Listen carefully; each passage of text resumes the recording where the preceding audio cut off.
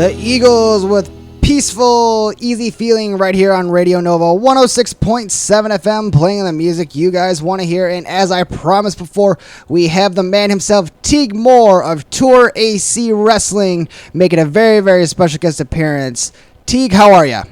I'm doing great, Danny. Thanks for having me on today. Absolute pleasure, my friend. Tell us a little bit about Tour AWC Wrestling.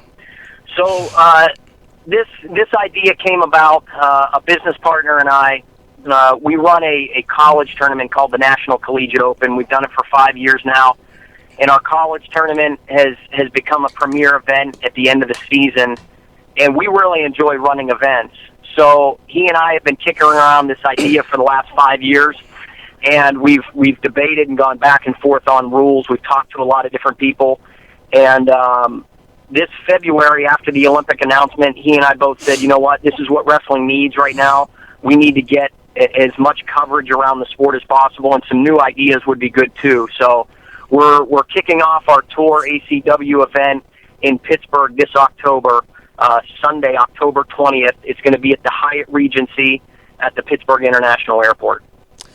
Guys, go to the website, www.TourACW.com. Some of the questions that I have are, why introduce a new style of wrestling when we have styles already implemented?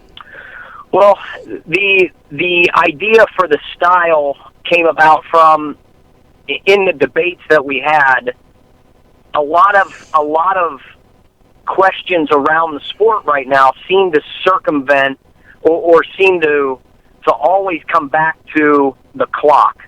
You know, was a guy able to score at the end of a period? Should the guy have wrestled earlier? Was he trying to save his energy for the end of the match? And we just said, you know, what if you took away the clock, and rather than the end of time being the end of the match, when a period ends or the match ends, what if we flipped it and said the match isn't over until you score X amount of points?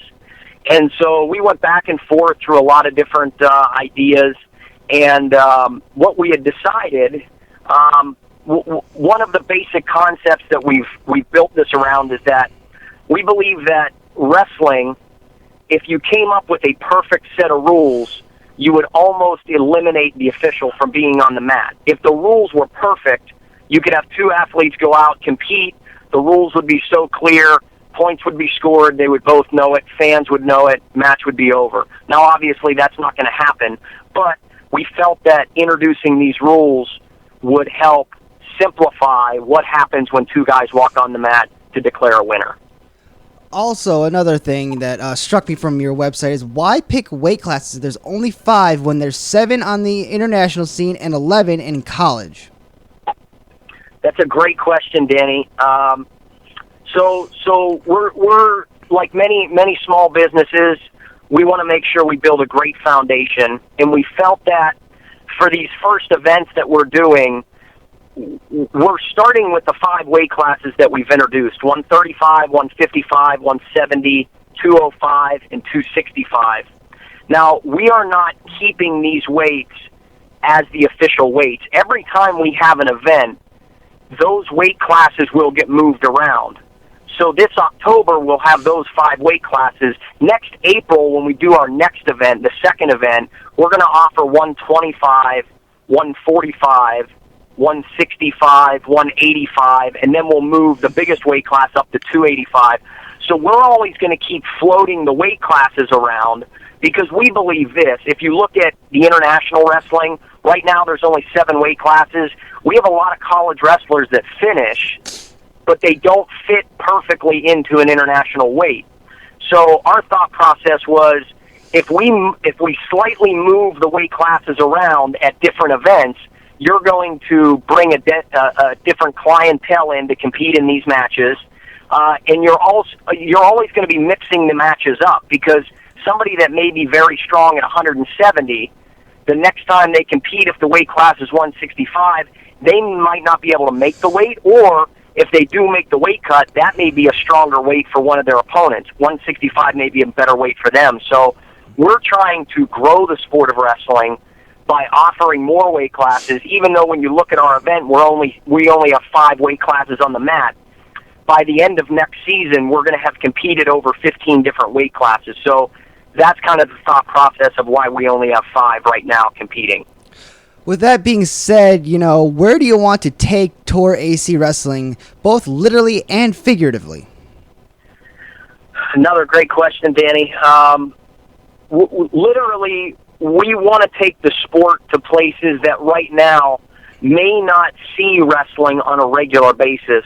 So we've decided that our events would be best hosted in hotel ballrooms. Now, if you go back in time, the U.S. Open used to be showcased in a hotel ballroom in Las Vegas. But then obviously as the event grew, USA Wrestling grew, they've moved out of that. We like the idea of small, intimate atmospheres so that we can really make it a great event for the athletes competing, and the fans that come get a very intimate experience with it. So literally, we feel that by going to these ballrooms, we can go around the country because these ballrooms are accessible everywhere, and we could hopefully bring fans in that may not be willing to travel to the NCAAs or the U.S. Open or the World Team Trials.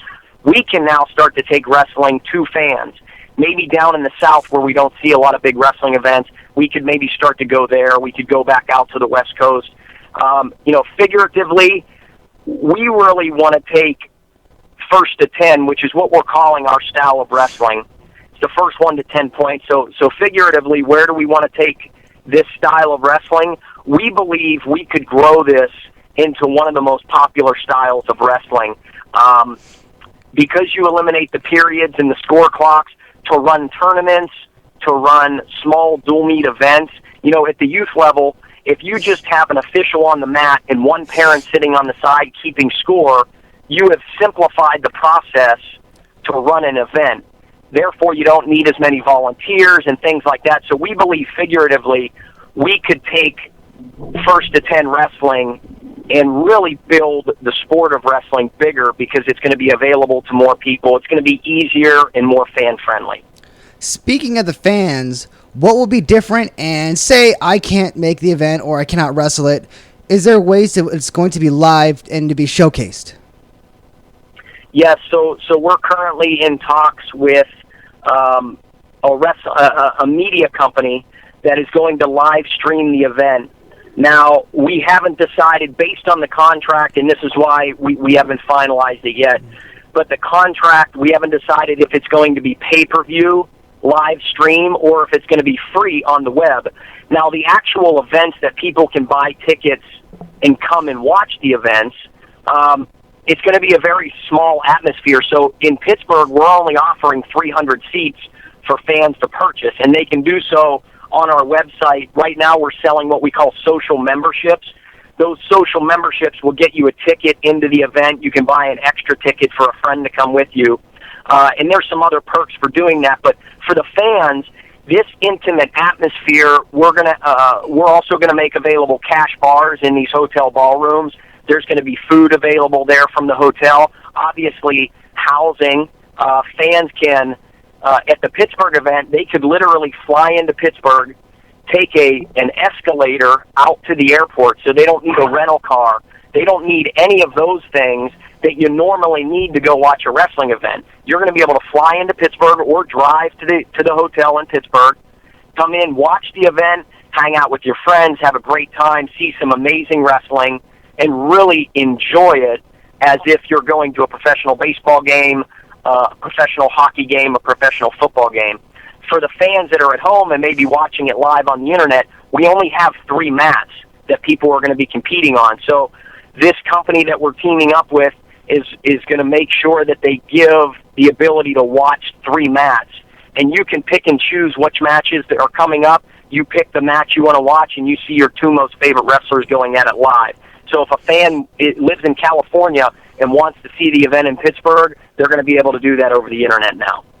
Something that also piqued my interest, you are offering a cash prize to the champion. How do you propose to fund this?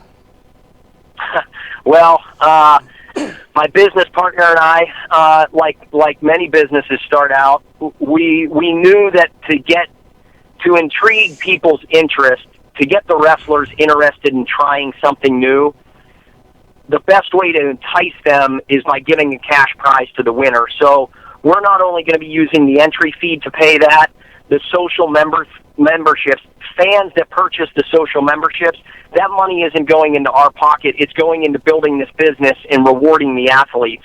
So that's going to enable us to do this. Now, down the road, as we believe sponsors are going to get on board and great things are going to start to happen around these events that'll make it easier for us to not only pay the champions. It's a single elimination tournament for every weight class.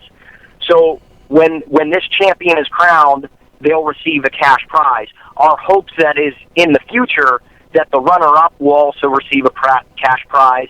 The semifinal losers could receive a cash prize. There's a lot of different things that we're hoping to take Tour ACW to the next level with, but obviously we have to make sure we build a good foundation, the athletes have a great time, and the fans also get an outstanding experience. What is your ultimate goal with the Tour ACW?